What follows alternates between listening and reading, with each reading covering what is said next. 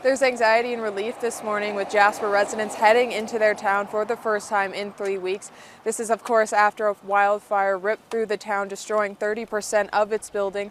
5,000 residents were displaced, 20,000 visitors, and people have been waiting 3 weeks to see what the state of their town is and what their new reality is, as some homes were destroyed, some business homes were damaged, some businesses were destroyed, and a lot aren't standing. So they're just waiting to see what the future will look like as they face a new reality.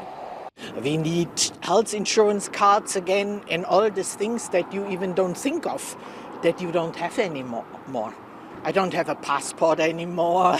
I don't have a health care card anymore. Originally, both tourists and visitors were allowed into Jasper at the same time, but that has now changed. The highway is open from 7 a.m. to 9 p.m. each day, and residents will be allowed to go in at that time only through the east side of town. And once they are in, if they are able to stay overnight, they can, but there's currently not a lot of services and amenities, so people will be picking up re-entry guides to make sure that they can go into town and start this process. And these changes come after a lot of public backlash, with residents are now glad that this has changed.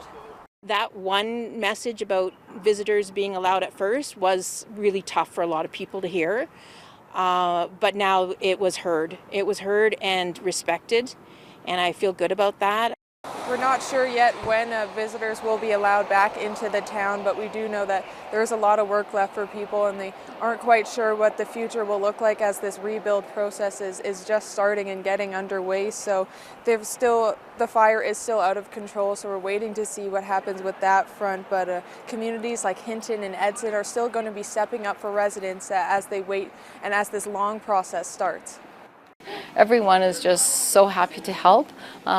Jasper's our neighbor, and yeah, we're always so blessed to have that right in our backyard. And now we get to give a little bit back. We will be speaking with residents of Jasper throughout the day as they head into their town for the first time. Reporting from the Jasper Gates, Jasmine King, Global News.